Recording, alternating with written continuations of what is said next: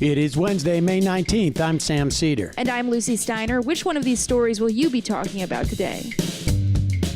An international advisory body that's long been seen as providing cover to the oil and gas industry now says new fossil fuel projects need to be put to a stop immediately. Meanwhile, a formidable Democratic challenger has emerged to take on Florida Republican Senator Marco Rubio. Progressives can't get too excited, however. She's a former cop.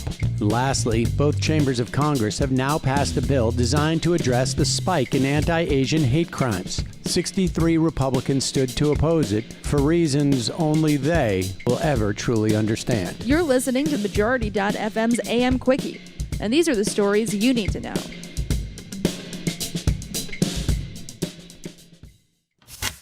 This agenda setter comes from the Houston Chronicle. The International Energy Agency, the body that advises governments on energy and is widely respected among Republicans and Democrats, warned yesterday that nations need to halt oil and gas development this year if they are to meet their target of net zero emissions by 2050. In a new report, the IEA advises nations to shift their economies to run largely on electricity, with 90% of that energy coming from renewables such as wind and solar. Such a shift in less than 30 years represents a daunting challenge for governments who would need to overhaul their energy systems in a fraction of the time of past energy transitions, such as the move from wood to coal. Fatih Birol, the IEA Executive Director, calls this, quote, perhaps the greatest challenge humankind has ever faced, end quote. Chronicle reports that to make it happen, the IEA is recommending several things. It says governments should end subsidies for fossil fuels and put a price on greenhouse gas emissions. It also says they should mandate the end of technologies, including internal combustion cars, gas-powered furnaces, and coal plants. Separately, the Washington Post reports that President Joe Biden yesterday cast the U.S. as being in an urgent race with China to build electric vehicles. Biden was visiting a plant in Dearborn, Michigan that is about to unveil the electric version of its popular F-150 pickup truck. Can we do this without the gratuitous nationalism, please? Let's hope so.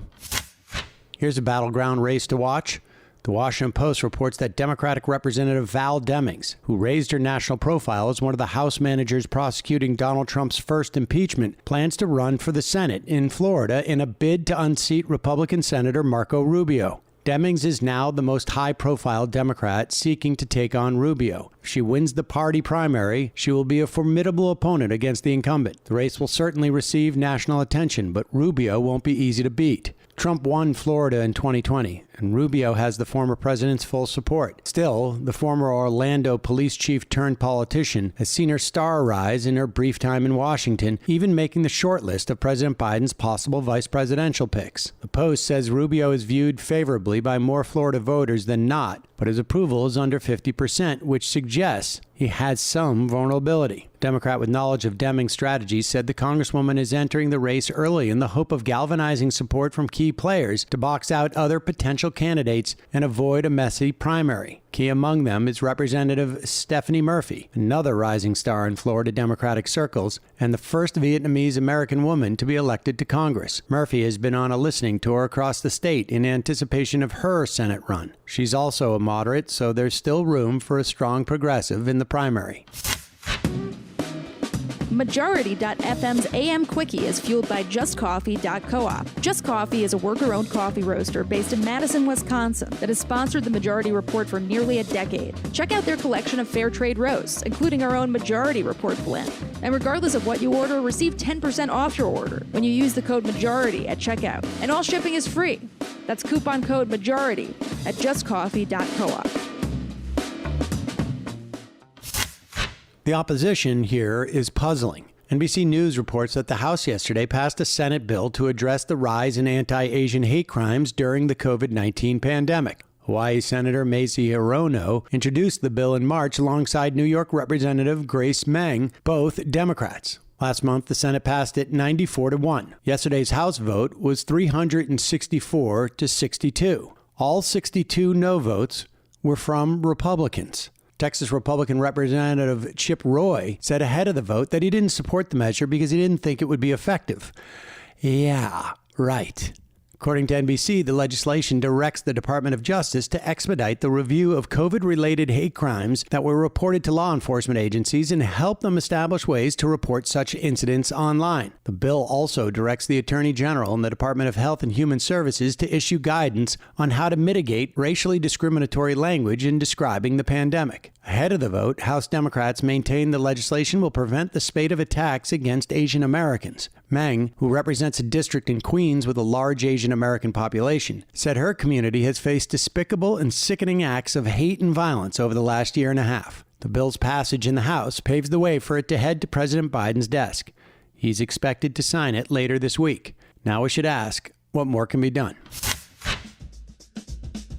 And now for some quicker quickies. Quicker quickie. The Guardian reports that Chile's elections resulted in resounding victories for leftist and independent candidates, while right-wing politicians crashed to dismal electoral defeats. Across 2 days of voting, Chileans cast votes for the 155 delegates who will write a new constitution to replace Augusto Pinochet's 1980 document and the neoliberal model it enshrined. It's an inspiring moment of political optimism. The Associated Press says that with the war showing no sign of abating, Palestinians staged a general strike yesterday. One protester was killed and more than 70 wounded, including 16 by live fire, in clashes with Israeli troops in Ramallah, Bethlehem, Hebron, and other cities. Israel continued its airstrikes into Gaza. Optimism here, much harder to find.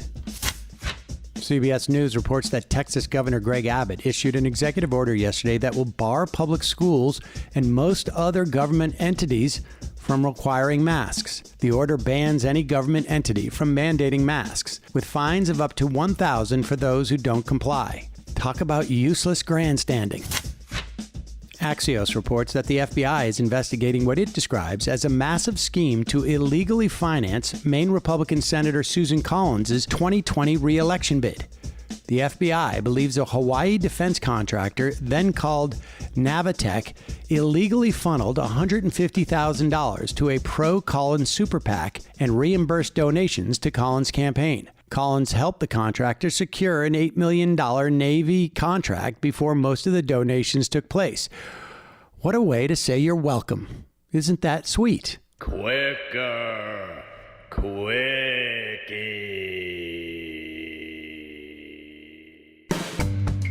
That's all for the AM Quickie. Join us this afternoon at noon live for the Majority Report or later as a podcast.